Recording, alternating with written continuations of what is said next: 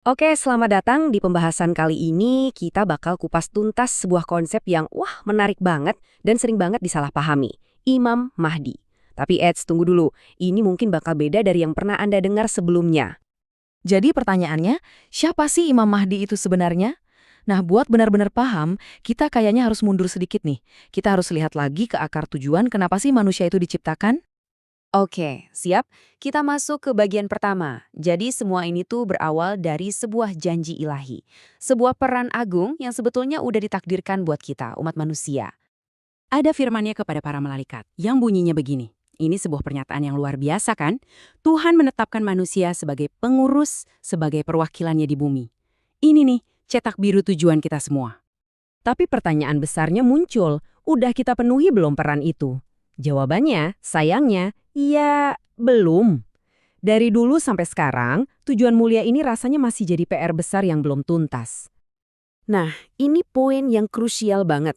Kita harus paham dulu apa sih artinya khalifah itu. Ini tuh bukan sekedar penguasa yang main perintah aja, yang memerintah dengan tangan besi, bukan. Khalifah itu pemimpin sejati, pengurus yang bijaksana di alam semesta. Beda banget kan antara keduanya? Dan ini dia nih alasannya kenapa tujuan itu kok belum tercapai juga. Karena ternyata ada sebuah konflik, sebuah perang yang terjadi bukan di medan tempur di luar sana, tapi di dalam diri kita masing-masing, setiap manusia. Nah, lihat deh slide ini. Kontrasnya kelihatan jelas banget kan? Di satu sisi ada penguasa. Sosok ini digerakkan oleh apa yang disebut insting hewani. Ya kayak hukum rimba lah, di mana yang kuat memang sayang lemah. Tapi di sisi lain ada pemimpin. Nah, dia lahir dari insting rohani. Tugasnya membimbing, mengayomi, mengangkat sesama. Dan kalau kita jujur nih, lihat sejarah, ya sayangnya sisi penguasa inilah yang kayaknya lebih sering tampil di panggung peradaban kita. Jadi di jantung perang batin ini ada dua kekuatan yang terus-terusan bertarung. Coba bayangin, nafsu itu kayak tarikan gravitasi yang narik kita ke keinginan-keinginan dasar hewani. Sementara fitrah itu kompas batin kita, sifat murni yang sebetulnya selalu nunjuk ke arah kebenaran. Nah, setiap hari, sadar atau enggak, kita tuh ada di tengah-tengah tarikan dua kekuatan ini. Dan ternyata cuma modal pengetahuan aja itu nggak cukup buat menaklukkan nafsu. Makanya di akhir zaman ini katanya datanglah bantuan. Tapi uniknya bantuan ini nggak datang dari luar, justru dari dalam. Ada sesosok utusan dari alam rohani, namanya malaikat Korabin yang tugasnya adalah mendidik dan membimbing kita langsung dari pusat jiwa kita. Prosesnya tergambar jelas banget di sini. Bantuan dari dalam ini memicu semacam migrasi kesadaran massal, sebuah transformasi yang katanya berlangsung cepat banget. Kita lihat kan, manusia pindah dari yang tadinya dikendalikan nafsu, jadi manusia yang merdeka, yang dipandu oleh fitrahnya. Ini kayak sebuah eksodus besar-besaran dari dunia lama ke dunia yang baru. Oke, setelah kita paham semua latar belakang tadi, sekarang kita siap buat menghubungkan titik-titiknya. Semua ini akan membawa kita ke sebuah definisi yang mungkin cukup radikal dan baru tentang siapa, atau lebih tepatnya, apa sebenarnya Imam Mahdi itu. Dan ini dia intinya, poin utamanya. Imam Mahdi ternyata bukanlah satu individu spesifik yang kita tunggu-tunggu kedatangannya. Melainkan, Imam Mahdi itu adalah sebuah status, sebuah tingkatan kesadaran, pencapaian spiritual tertinggi. Artinya apa?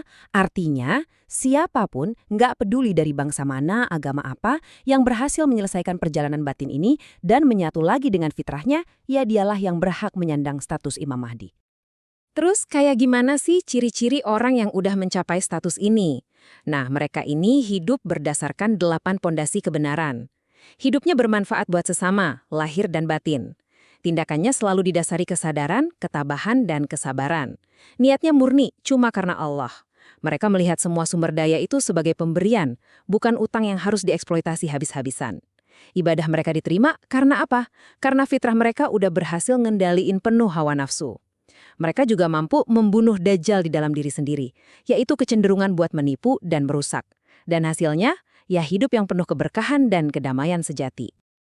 Oke, semua ini pada akhirnya mengerucut ke satu titik. Sebuah persimpangan jalan. Sebuah pilihan fundamental yang dihadapi oleh kita semua di zaman yang disebut-sebut sebagai akhir zaman ini. Jadi, pada dasarnya pilihannya cuma ada dua. Di satu sisi jalan ada arketipe Dajjal. Ini representasi manusia yang hidupnya 100% dikendalikan oleh nafsu. Di sisi lain, ada arketipe Imam Mahdi. Representasi manusia yang sepenuhnya dibimbing oleh fitrah. Jadi, ini bukan lagi soal pertarungan dua sosok di luar sana ya, tapi ini soal dua potensi yang hidup di dalam diri kita masing-masing.